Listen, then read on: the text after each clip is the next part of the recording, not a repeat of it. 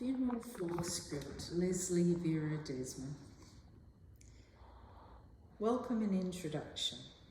The music that has been playing is Never Tear Us Apart by INXS. Mourners seated and as entered had been invited to take a feather from some feathers of many colours. Good afternoon all, and we are gathered today to acknowledge and elaborate upon the life of Leslie Vera Desmond. I would like to acknowledge Sarah Ormond for making today possible and to welcome all of you, whether friends, family or work colleagues. If you can please now ensure all phones are turned to silent or off so that we can be fully present in the here and now. It is always a good feeling for a celebrant to know in doing a ceremony such as the one that we're doing today, the person, the deceased, in this case Leslie, was loved. Whether by many or one, it does not matter. And Leslie was adored by her friend Sarah. Sarah is acknowledged with a glance. They became friends who sparked and, although different, found so many commonalities, and a bond so deep does explore what it means to be a human, to be alive and to seek meaning in life. We may be dealing with a wide range of emotions today, but I would like to reassure you that we will perhaps be able to come to terms with Leslie's death and perhaps see on a deeper level the person she was. Like any person, human being, we are complex, never just one thing. And certainly, unless extraordinarily blessed, do we only move along in a situation of calm seas, plain sailing for all of our lives. There is colour and sometimes more monochrome. We shall include some music, reading and prayers today, in keeping with the fact that Leslie had a Catholic background, some aspects of which she found some stability and comfort, such as attending Mass with her grandmother, being proud of her Italian heritage and side of the family was a part of who she was. We're now going to have Sarah to do a reading. Birth is just a beginning. Thank you, Sarah. Birth is just a beginning, author unknown. Birth is just a beginning and death a destination, but life is a journey, a going, a growing from stage to stage, from childhood to maturity and youth to age, from innocence to awareness and ignorance to knowing, from foolishness to discretion and perhaps to wisdom, from weakness to strength, or strength to weakness, and often back again. From health to sickness and back, we pray to health again. From offence to forgiveness, from loneliness to love, from joy to gratitude, from pain to compassion, and grief to understanding. From fear to faith, from defeat to defeat to defeat, until, looking backward or ahead, we see that victory lies not as some big place along the way, but in having made the journey, stage by stage, a sacred pilgrimage. Birth is the beginning and death a destination, but life is a journey, a sacred pilgrimage, made stage by stage to life everlasting. Leslie Desmond was born in Bunbury on the 4th of December 1970. She was taught responsibility at a young age with a working mother and was the middle child with one older and one younger brother. By all accounts, she was a mother to her younger brother when she was a teenager, and her mum, who was a nurse, was working.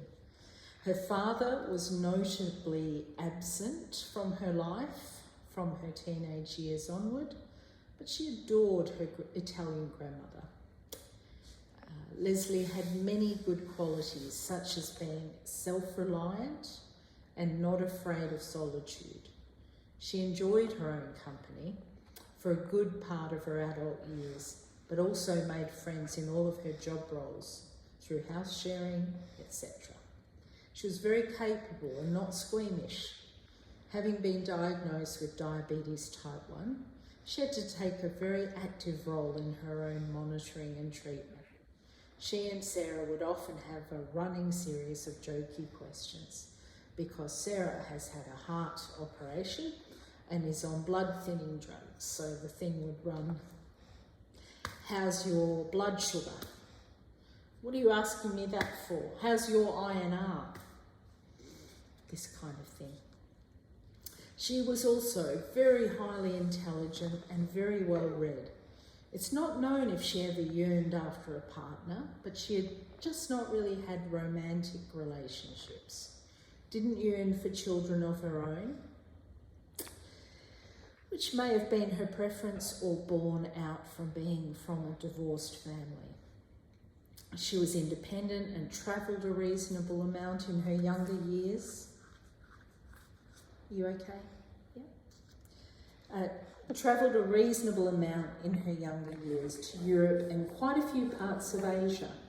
And about a decade ago, Leslie lived in Sydney for a few years, but found it expensive, and people, as she said, were mostly very unfriendly, quite unfriendly. She had a rich career history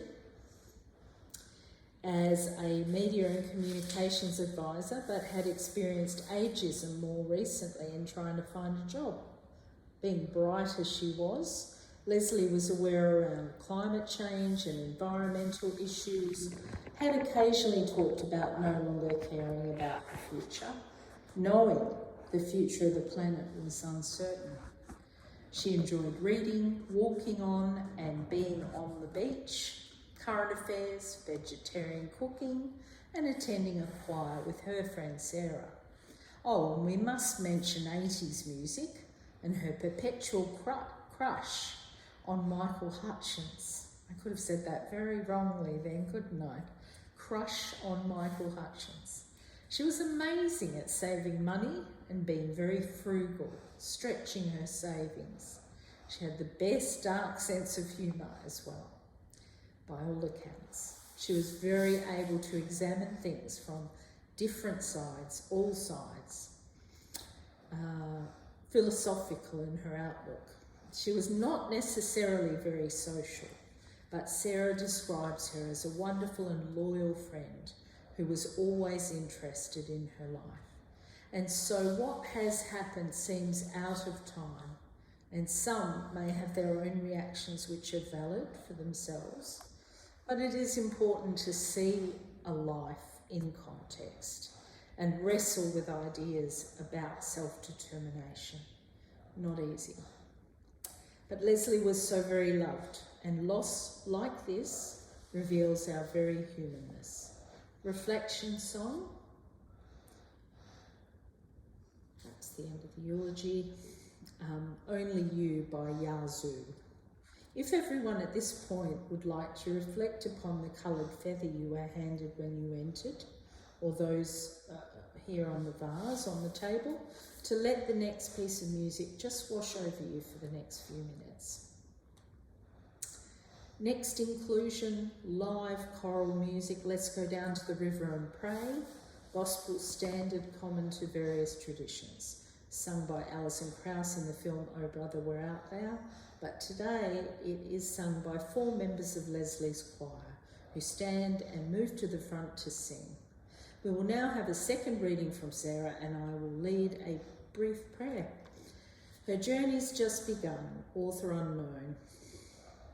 Don't think of her as gone away. I'm being Sarah. Don't think of her as gone away. Her journey's just begun. Life holds so many facets. This earth is only one. Just think of her as resting from the sorrows and the tears, in a place of warmth and comfort where there are no days or years. Think how she must be wishing that we could know today how nothing but our sadness could really pass away. And think of her as living in the hearts of those she touched, for nothing loved is ever lost, and she was loved so much. The Lord is my shepherd. The Lord is my shepherd, I shall not want. He makes me lie down in pastures. He leads me beside quiet waters. He restores my soul. He guides me in paths of righteousness for his name's sake. Even though I walk through the valley of the shadow of death, I will fear no evil, for you are with me. Your rod and your staff, they comfort me.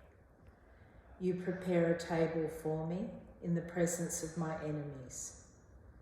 You anoint my head with oil, my cup overflows.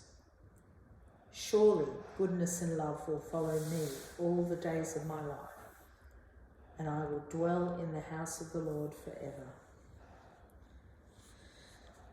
Okay, everyone, we will now move to the other end of the hall for afternoon tea and to share reminiscences, memories, or even some deep philosophical conversation, which Leslie would have approved of.